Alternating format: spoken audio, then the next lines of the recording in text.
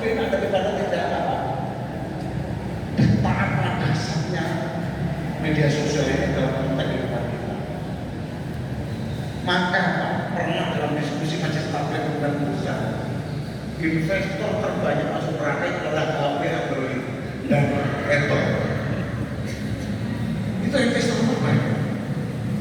Tanpa sadar bahwa HP kita ini setiap hari mengirim berita yang tidak valid.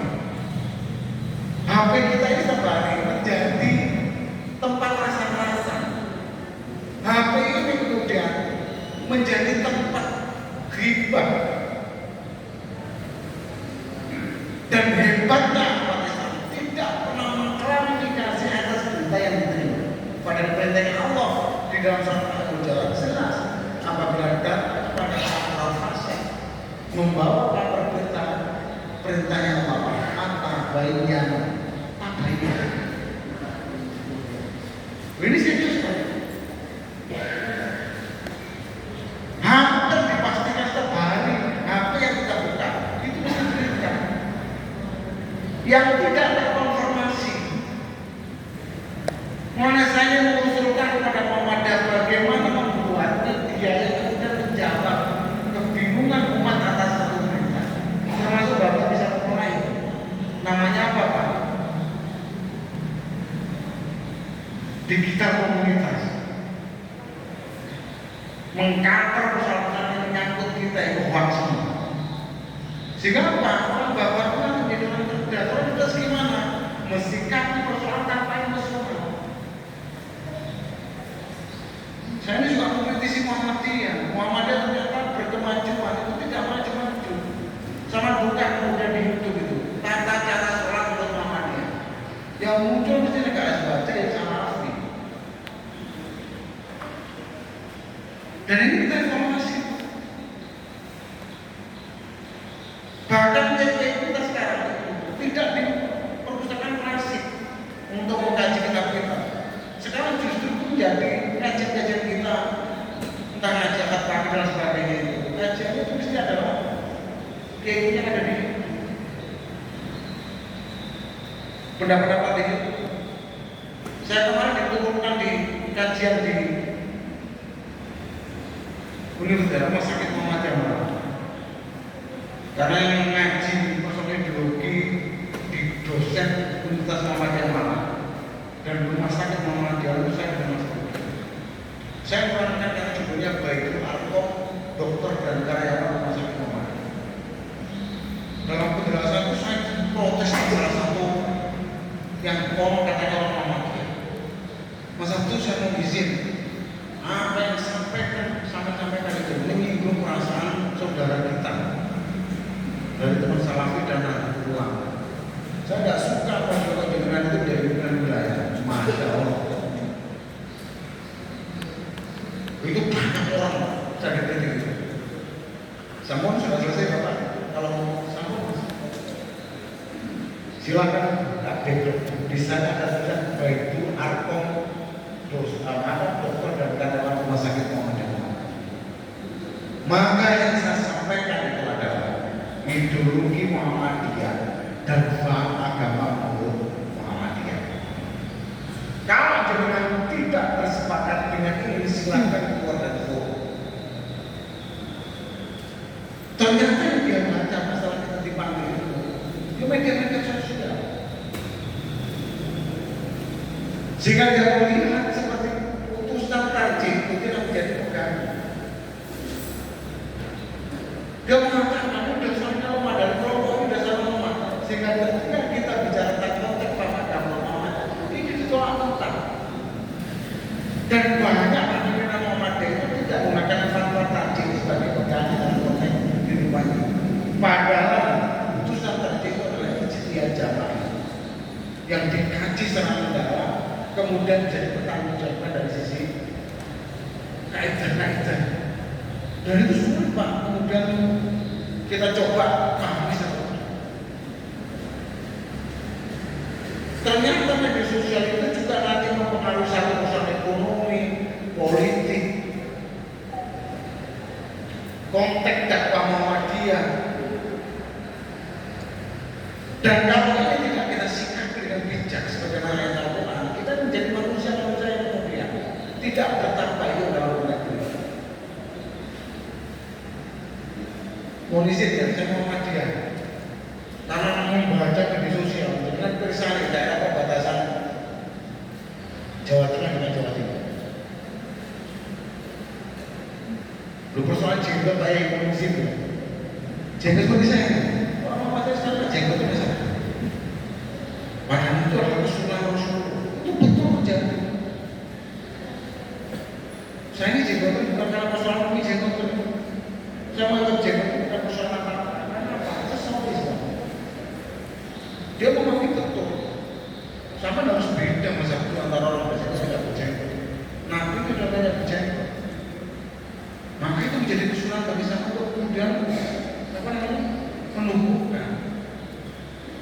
Saya jawab Mas sekarang ini orang yang penyanyi itu banyak jenggotnya luar biasa nanti kelapa. Itu bukan cerminan sunnah menurut saya. Dan tidak ada hubungannya jenggot dengan surga. Jadi kasihan yang tidak berjenggot itu kan busuk oleh angel. Saya sering katakan itu. Dan ini ternyata kekuatan dakwah di media sosial itu berpengaruh dalam konteks pemahaman agama. Sekarang di Muhammadiyah itu sampai dalam konteks apa?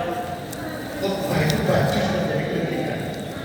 Jadi di Jumpa itu sekarang imamnya khotib itu pakai jubah. Jadi yang terowongan itu kemudian dikontrol karena bukan sunnah. Tetapi Nabi pakaiannya jubah. Itu sampai macam-macam. Ini juga ternyata setelah ini juga karena persoalan media sosial. Bapak Ibu sekalian yang saya hormati, kenapa harus bertambah ini? Agar kita kemudian itu bisa melihat jelas latar belakang berita itu kemudian disampaikan dan tersampaikan. Sehingga apa kalau itu kita ini jadi COVID. Pertanyaannya menjadi sederhana dalam satu hadis Rasulullah. Rasulullah pernah bertanya pada sahabat, tahukah orang yang baik? Kata Nabi. Sahabat bicara, yang dikatakan orang baik itu adalah orang yang tidak punya benar. Nabi berkata, keliru boleh. Yang dikatakan orang baik oleh Rasulullah itu adalah ketika dia hidup, yo sholat, yo ngaji, yo melok jumpa, yo tahajud, yo poso, yo haji dan sebagainya. Tetapi perilaku sosialnya itu senangannya memfitnah, membuat kerusakan dalam kehidupan sosial masyarakat, sehingga tidak di yaumul hisab. Orang-orang yang pernah difitnah ketika di yaumul hisab, dia tuntut pada Allah. Ya Allah, orang ini pernah memfitnah saya. Orang ini pernah merusak, sehingga apa? Pahala yang dia peroleh dari setiap aktivitas sehari-hari itu diambil oleh orang yang bisa, sehingga dia menghadap ke hadapan Allah dalam keadaan kosong saja. Ini yang disebut dengan orang baik. Saya nanti buka di hadis Bukhari. Jelas Pak. Saya ini orang yang paling tersinggung dan pernah marah ketika pilpres ketika itu. Ada seorang perempuan bernama yang diisukan kemudian wajahnya rusak karena kerusakan oleh dianiaya oleh lawan politiknya. Saya di podium hari juga mengatakan laknat Allah. Orang yang menganiaya seorang muslimah karena persoalan beda pilihan dalam pilpres. Ternyata itu bukan dianiaya Pak. Berita kemudian itu ternyata adalah operasi bedah plastik. Saya dengarkan istri saya, Mas. Ini saya mendapat batu. Apa fungsi Al-Quran di dalam surat Hujurat? Ya ayyuhalladzina amanu ja'akum fasiqun binabai fatabayyan. Sehingga apa yang sampaikan itu berasal pada konteks sosial. Orang paling benci sampai itu pada calon presiden yang lain. Padahal orang yang dianiaya itu bukan karena persoalan dianiaya, tapi operasi bedah plastik. Ya Allah, istighfar banget. Dulu Pak, orang perasaan orang ghibah itu. Nah ibu itu mesti petan, tahu petan Bu ya? Duduk bareng petan, perasaan uang. Sekarang Pak, itu ada media sosial namanya WA. Setiap HP kita itu grupnya banyak. Sekali kirim, itu berita kemana-mana. Dan itu tidak bisa dibendung. Jangan tahu nggak kasus orang meninggal dunia kemarin di Universitas Udayana itu juga karena bulian. Ternyata media sosial itu luar biasa efek sosialnya pada kita.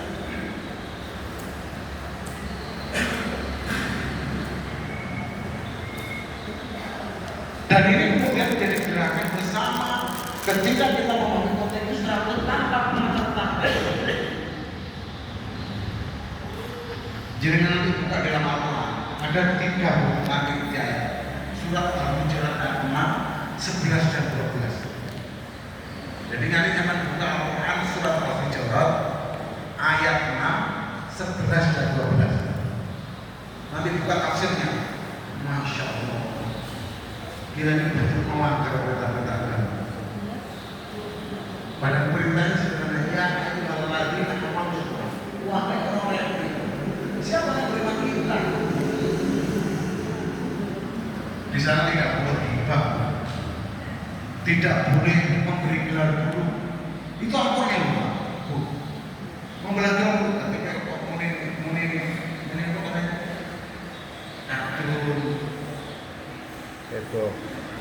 Cebong. Itu Al-Quran mengatakan memberi gelar guru tak boleh diharamkan oleh Allah.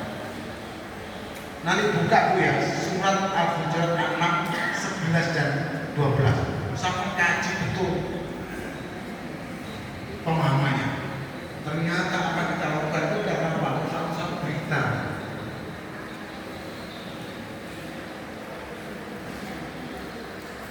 Ibu Aisyah sekarang membuat konten-konten ya. Tidak apa-apa, tapi yang kasar sama masalah. Tapi konten itu juga bagian dari ekonomi. Mesti judulnya atau mereka cerdas. Saya kalau buka HP kan ada laporan di sini masalah ijazah, masa buka? Karena itu malah membuat pola dan pikiran kita menjadi berubah. Dan pertanggungjawaban kita tidak bisa itu kemudian menjadi fitnah. Pertanyaan sederhana, ketika kita kemudian mengesai perintah dan itu fitnah, pertanyaan sederhana, pernahkah kita bisa minta maaf pada perintahnya? Lu ngirim berita dari Pak yang tidak jelas kebenarannya. Pertanggungjawabannya sederhana, beranikah kita ini meminta maaf pada orang yang kemudian kita share lewat media sosial? Itu efeknya adalah dunia maya, semua terkait dari berita yang kita kirim. Saya ini pernah meneliti salah satu sekolah Muhammadiyah. Ternyata di grup Muhammadiyah itu, grup Muhammadiyah perempuan itu, ibu-ibu itu, antara yang kelompok muda itu punya BDD. Itu di Jombang. Boleh lama nggak ngerti saya. Jadi di grup itu kelompok guru muda sampai guru tua. Loh persoalan jilbab itu jadi problem. Saya kemarin diundang oleh Aisyah daerah tentang manajemen konflik. Aku tanya kenapa sih Muhammadiyah itu gegeran? Nah, manajemen konflik yang penting kepemimpinan organisasi. Ternyata juga persoalan kakek jantung. Yuk pemerintah itu ditambah-tambahin. Saya berikan contoh pada Ibu Aisyah. Jadi kalau tukaran itu tidak perlu ditambahin. Bila mau maaf ya mana? Kalau sama dia mau pedes, jawabnya juga pedes. Gak usah ditambahin. Saya mencoba ngomong karena ada omongan pedes. Di situ ngomong pedes, situ ngomong pedes, terus pedes. Sehingga gegeran itu apa? Karena tambahan omongan. Ditambahin koyok, lah itu jadi masalah. Dan ini yang kemudian ternyata tambah-tambah itu, ternyata dari kajian itu karena berita yang tidak terkonfirmasi, berita yang tidak terkonfirmasi. Sehingga apa? Kalau butuh umat Islamiyah, butuh kesadaran untuk mengklarifikasi atas apa yang kita terima.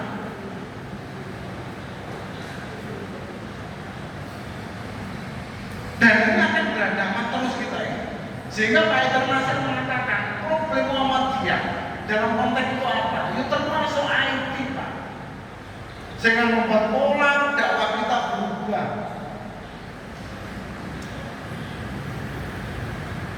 Kalau ini kemudian tidak kita bentuk,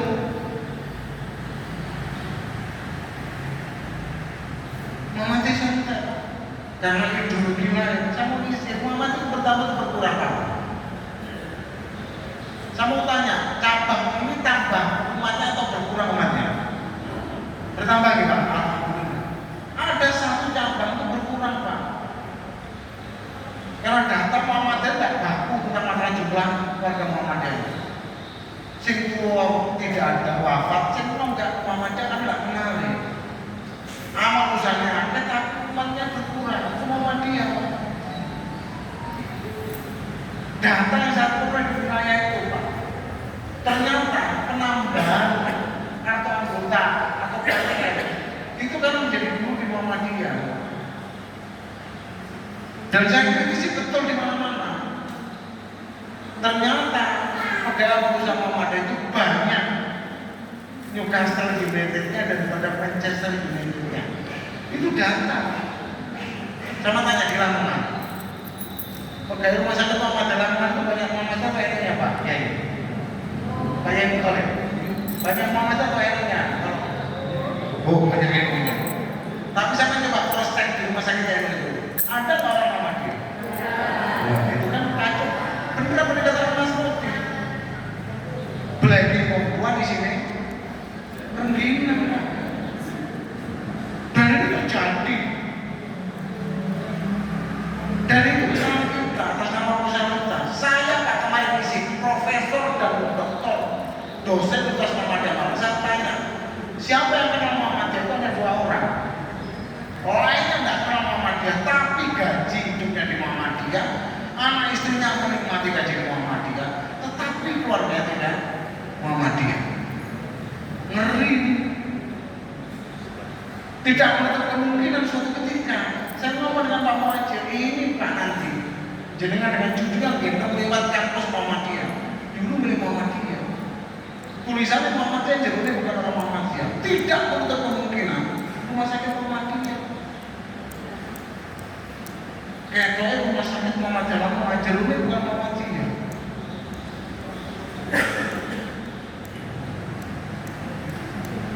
Serius, Pak.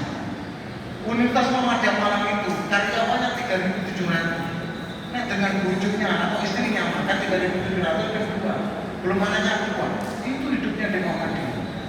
Jadi kan sama-sama PDMDW saja ini sobat Universitas Muhammadiyah Malang. Tapi pernah jadi sederhana. Orangnya ada yang Muhammadiyah. Dan ini akan terjadi di mana-mana. Karena apa? Pola pengadaan kita lemah. Dan itu juga dipengaruhi oleh persoalan informasi yang salah. Ini Pak PCN ini punya otoritas kuat. Ngatur rumah sakit secara totalitas juga tidak bisa. Kenapa? Jadi katakan mungkin Muhammadiyah lintas rumah sakit Muhammadiyah Bapak banyak yang dia daripada Muhammadiyah. Itu realitas, fakta. Karena sistem hukum kita salah.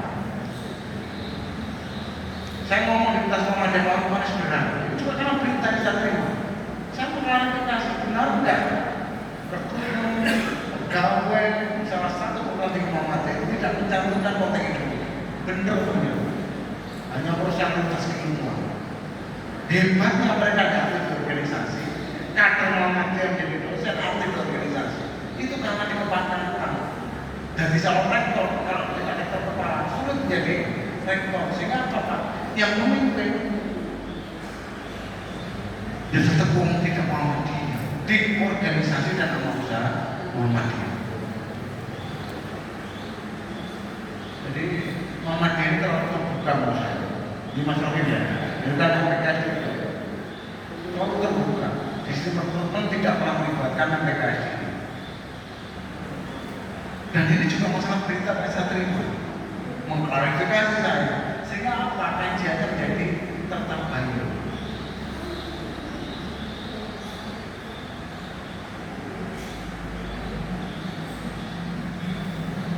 Apalagi kondisi kalau begini, waduh di Indonesia ini sekarang ributnya setengah mati, terutama dengan konten-konten kreator yang luar biasa ini. Bapak Ibu sekalian sama, untuk menghindari proses berita yang dibutuhkan oleh Muhammad Jalal pada Nasir itu apa? Mengkaji betul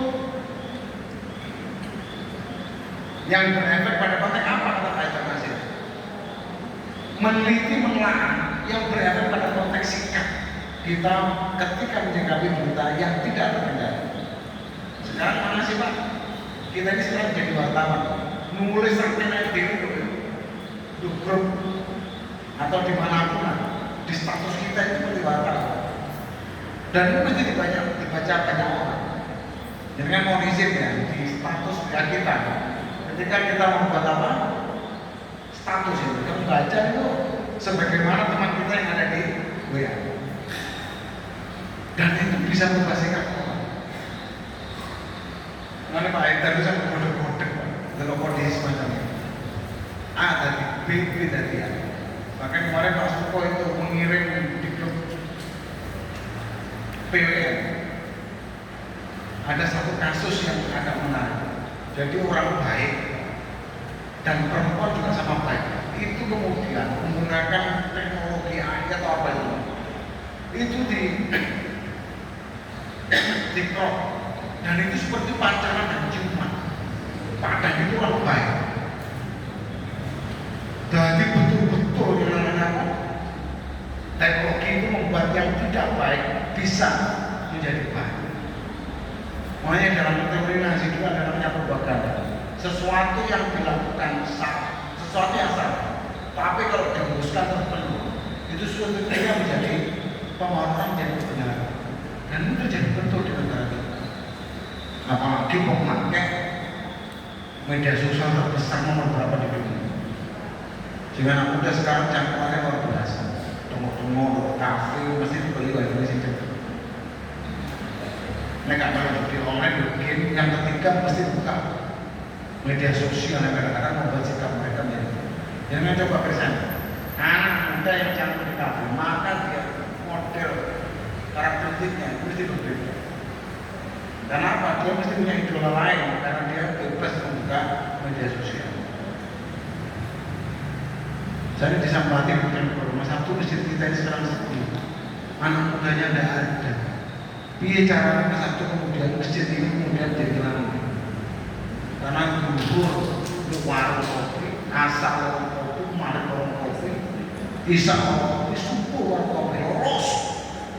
Sehingga masjid itu lebih dari sepi. Maka benar-benar budaya kalau kamu tahu dan Islam, lihat di pada waktu hari raya ya apa? Halal bihalal. Tapi kalau kamu melihat kepimpinan orang beriman datang dan jamaah sholat subuh, mesti situ itu semua berubah. Arek kayak belas. Itu di masjid kita, kan tidak jauh dari masjid yang lain. Itu saya mau masa sekarang kaji lagi, membuat peta pemerintah termasuk yang akan ayo kita buat mas, bengkel penelitian data. Bagaimana kemudian bisa menjadi umat orang sekarang terdegradasi dalam konteks agama lewat warung kopi, lewat media sosial yang berada pada konteks sikap dan perilaku kita, terutama kemarin saya ditanya di gedung Agung, gimana mas Agung kalau masjid kita sepi dari generasi muda? Saya sangat mengatakan umat pengaruh di hadapan kami. Itu metode jawaban membuat kafe, wifi ini dikuati, tapi dengan syarat ketika ada itu tulisannya jelas. Mohon maaf tidak melayani tamu di kafe karena seluruh pelanggan dan pegawai kafe sedang melaksanakan sholat jamaah. Jadi masjidnya sekarang ada generasi muda. Dan ini perlu dicontoh. Yang tak boleh kan menjual di dalam masjid, Pak. Tapi kalau di depan ini buat kafe, kemudian yang akan ditutup kan keren. Dan ini pun dihindari apa? Konteks-konteks dakwah yang semacam ini. Orang sekarang kan tren, termasuk yang tadi media sosial. Mau izin bu, Istri saya sekarang tuh masak mesti bukan YouTube, tak percaya diri. Karena orang nggak bakal nggak pernah berkomentar enak masalah nggak paham ngomong gak enak. 3 hari kemudian jawab besok harus ditambah ini kalau nggak enak ini. Karena perempuan sekarang kan luar biasa. Jadi dulu masakan untuk meyakinkan dirinya pun gue YouTube. Kemana Rio masaknya perempuan kami, tapi saya nggak pernah komentar. Karena perempuan itu memasak itu ikhlas betul hati untuk memberikan jamuan pada suaminya. Sehingga pada waktu memakan itu suaminya nggak berani jangan mengatakan tidak enak, mesti menang. Alhamdulillah, alhamdulillah. Baru 3 hari kemudian dia ngomong mereka cuma tambah kain. Ini juga karena media sosial mulanya majelis taklim itu pernah diskusi. Investor terbanyak masuk neraka itu adalah HP, Android dan Apple. Mengenai bapak-bapak kalau mau selamat menembus warga, HP itu dijual semua diganti aku poli-poli apa yang tidak ada uganya. Kan di sini pusat hibah, Pak. Pusat nyiram berita palsu. Pusat perasaan kok. Sekarang perasaan kan pada domai-domainan, pada masalah. Iku gini. Terus berkembang. Dan kalau ini tidak dihentikan menjadi bijak, ya itu yang dikatakan kita ini anak bangsa. Perintahnya Allah jelas, silakan buka surat Al-Hijr. Ya ayyuhal ladzina amanu ja'akum fasiqun binaba'in fatabayyan an tusibu qauman bijahalatin fatusbihu ala ma fa'altum nadim. Itu kata Allah. Apa itu? Periksa dengan teliti agar kamu tidak menimbulkan suatu masalah, tidak menimbulkan suatu musibah kepada suatu kaum yang lain yang menyebabkan kamu menyesal atas perbuatan. Ini perintahnya Allah. Tidak main-main itu Allah. Karena apa? Saking banyak berita ini, Pak. Makanya kata Hudzaifah itu yang mengatakan, dulu fitnah yang paling jatuh apa wahai Hudzaifah? Hudzaifah jawab, ketika orang beriman tidak bisa menentukan mana yang salah dan mana yang benar. Itu fitnah yang berbahaya. Sehingga umat Islam tidak boleh bersikap. Itu kata Hudzaifah, Pak. Akan datang suatu masa fitnah yang luar biasa kejamnya. Apa itu Hudzaifah? Hudzaifah jawab, sahabatnya Nabi, terjemah Nabi. Ketika orang beriman itu tidak bisa mengetahui itu mana yang salah dan mana yang benar. Dan itu banyak terjadi sekarang, Pak. Banyak terjadi. Ini masalah HP jadi masalah besar. Maka saya coba ingatkan pada kita, saya juga sendiri ingatkan, buka Al-Quran surat Al-Hujurat ayat 6, 11 dan 12. Jadi kan kalau baca Pak, termasuk tafsirnya, kalau terlalu berat ada 7 persoalan yang nanti akan terjadi pada diri kita. Dan itu sudah pernah kita lakukan semua, termasuk riba, tidak operasi berita, memberi gelar guru,